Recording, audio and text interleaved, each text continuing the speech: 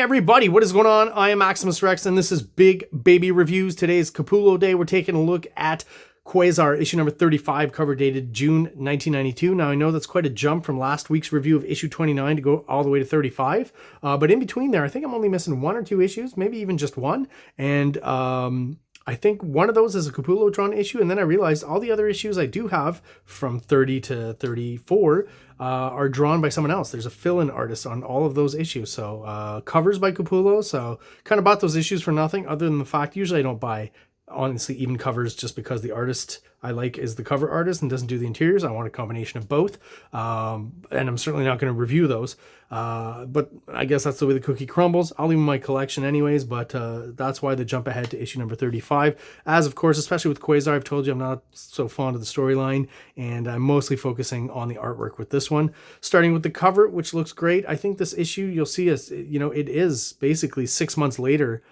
from issue 29, right? So there is a jump in quality in the artwork, I think, already kind of indicative on the cover. I feel like the inker, the new inker, is gelling even more with Greg Capullo, and overall I think they're doing some really good work. A few little amateur splashes here and there that I'll point out, but overall it looks really good, and it's really, we're starting to see a lot of elements of the Capullo we're going to get to love in Spawn. Kind of like this cover here with all the skulls and stuff, kind of a sign of things to come. And I thought this was funny because you got two kind of head-on ones here, and signed Greg and Harry, the artists. A kind of interesting way to throw in your signature that I hadn't really seen before, so had to make note of that. Pretty cool looking cover. We've got Deathbird back here, very Capullo-ish. Again, almost, you know, the look of the Angela, right, from the Spawn series, a little bit early. And yeah, from this first splash page, I was looking at the art, I'm like, okay, so they've kind of started to really codify, you know, how is the Rob Liefeld, you know, kind of Jim Lee hatching going to work on Greg Capullo, right? These kind of lines here, you know, they're developing. It's similar, it's very 90s, but it's, the aesthetic's a little bit different. It's a little more, I don't know how to say it. It's definitely 90s, and there's some stuff throughout that I'll point out exactly what I mean by that. I talked about how the older inker on this in earlier issues was kind of pulling Capullo back into the 80s. This is definitely propulsing him more into the 90s, but again, more in that Extreme Studios, you know, Wildstorm Studios, Jim Lee mode, that eventually he'll kind of, when he works for Todd McFarlane, he'll have kind of no choice but to morph into a bit more of the McFarlane aesthetic, which I think works better. But as I've said before, he's already a great layout artist, great compositions, great foreshortening, as you can tell from this shot here. And that's it for the first page. Mark Grunewald, writer, Greg Capullo, penciler, Harry Candelario is the inker, Janice Chang, letter, and Paul Becton, colorist. So yeah, just overall, I see just a slight jump in quality as far as the actual aesthetic of the lines. It feels like Capullo's a little more confident with the lines he's putting down. Still feel like sometimes he's using, still using photo reference, like this shot here, 3/4 from the back, kind of hard to draw sometimes. I feel like maybe that's taken from a picture, and then there'll be other sequences. I'm not sure, maybe this one here. So every once in a while, when I think I'm seeing something a bit photo reference, it takes me out a little bit, as opposed to like when I see this face. You know, this one here, I know that's Greg Capullo just kind of riffing and drawn from the hip, as they say, and then maybe this stuff is a little bit more photo referenced. But definite improvements overall. This is kind of a shot too. I wonder if that's maybe photo reference somehow. The more naturalistic, and those are the shots that kind of make this feel kind of 90s. I don't know how else to explain it, but it's like almost like a fashion magazine or something, or an ad for hair care products or something. I don't know how, like the aesthetic of it. This, to me, you know, that's a hard shot to compose when you're a young artist, having all these characters in the foreground, cars at different perspectives. So this could possibly also be photo referenced, whether traced or not. You know, Capullo's already pretty darn good, so maybe he's not tracing. But again, if you're trying to hit deadlines, tracing is a trick that you can use. You know, I don't necessarily consider it cheating. I mean, it's you do what you got to do to hit your deadlines, right? If that's going to make it go faster, then that's what you do. Getting more adept at drawing the ladies as well. I like when I see, you know, this shot here, that's where, you know, the ladies he draws today pretty much have that same kind of look, you know, apart from the 90s aesthetic, but the same composition, same anatomy and stuff. He's kind of started to master it.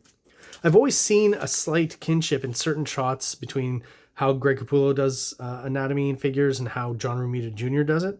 So the kind of shots that make me say that is this here, like this shot here, These guys down here, it's like the heads are a little squarer than usual, and that's kind of how John Romita Jr. does it. Even this one here has a slight vibe that way, and I'll try to point out others. It's not all the time, but it is there. There's a really obvious one that I want to take a look at. So here's again this whole, like I said, he's mastering the aesthetic here, this early 90s aesthetic, in his own way, in his own interesting different kind of tools to get to that. But it always to me looks a little bit like fashion magazine, hair care products. I don't know why. It's a weird evocation. Is that a word? A weird thing to evoke, but that's what I see here. Interesting to have like a bit of a skyline in the background, some buildings here, and in between, I guess we can assume maybe that's water. Just have some horizontal lines, like, you know what I mean? Like, that's just a weird design choice that I would see on the side of a bottle of a hairspray. And even this screen tone here that starts off white on black and then is black on white, right? It kind of flips. So, you know, grounding this image in early 90s-ness.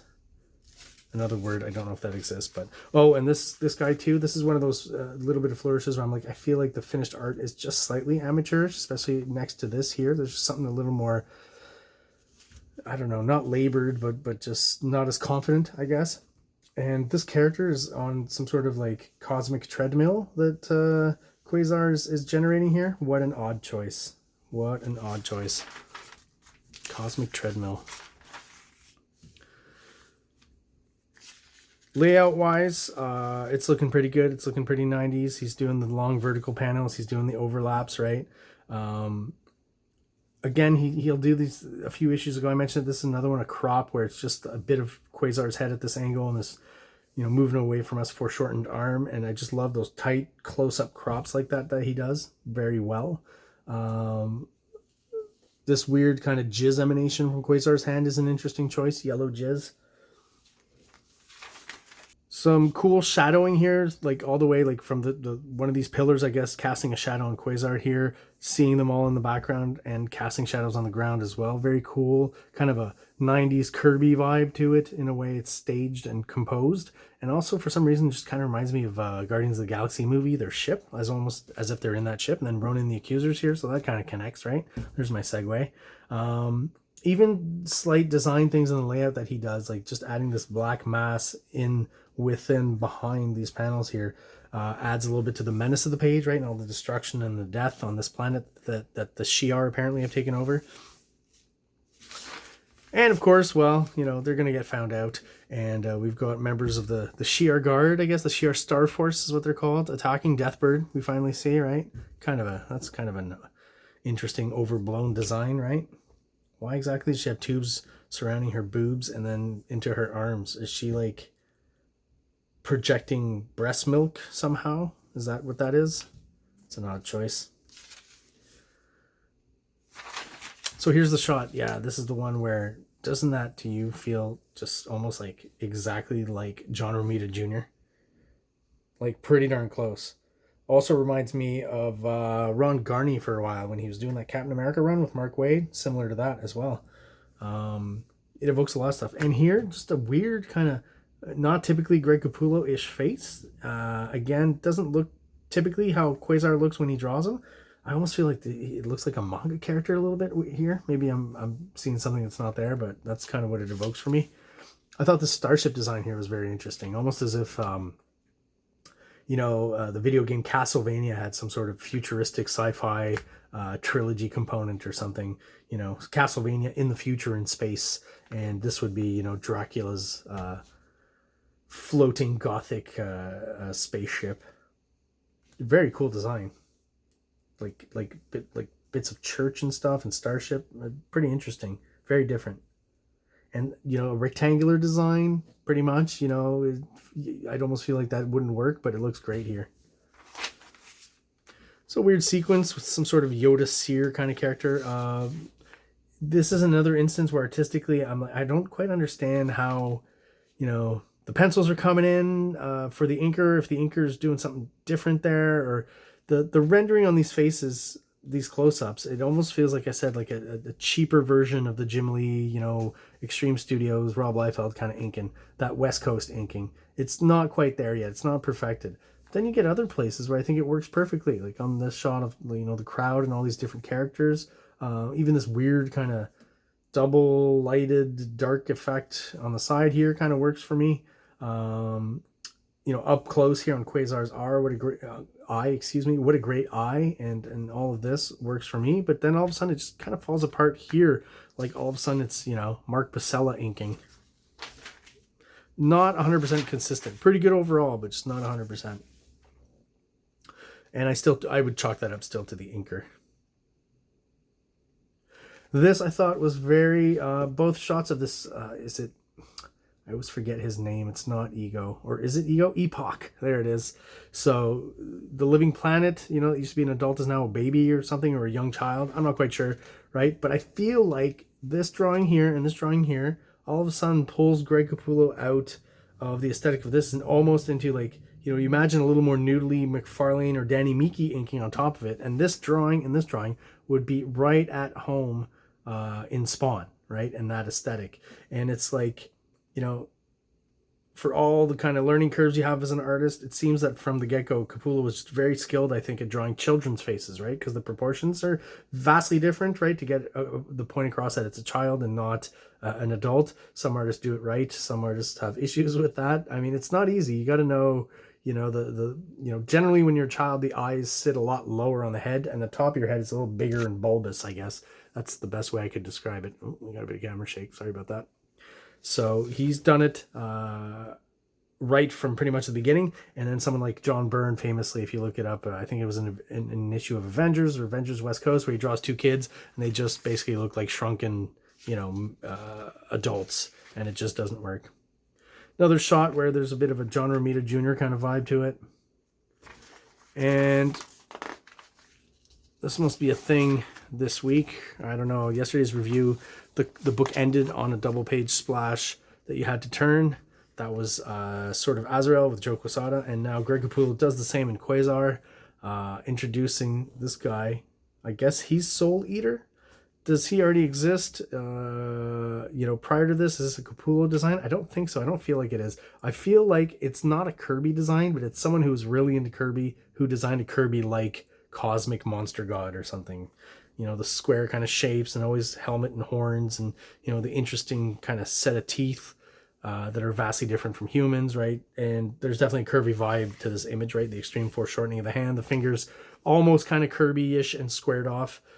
Pretty cool art for this last double page splash. I really like it. But again, is that a thing? You know, we're in 1992, I think, with Sword of Azrael as well. So maybe there's just a huge contingency of last pages being double page splashes that you have to turn, right? The vertical splash, I guess, is what we'll call it. Yesterday, I wasn't sure if you're supposed to call that a horizontal or a vertical. If you guys have an opinion on that, let me know in the comments. And I guess then that means that is it for today's review, guys, of Quasar issue number 35.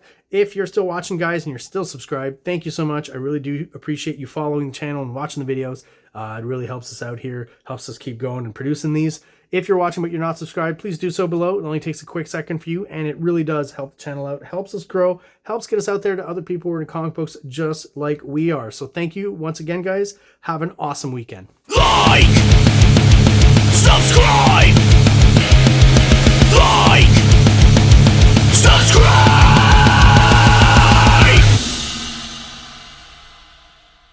King Comics presents Big Baby, Volume 1, Issues 1 to 13, 204 pages of story and art. King Comics also presents Star Crasher one-shot, 32 pages, cosmic sci-fi surrealist adventure. You can find these fine comics at KingComics.CA, at MaximusRex13 on Instagram, or on Facebook, MaxRex or Big Baby.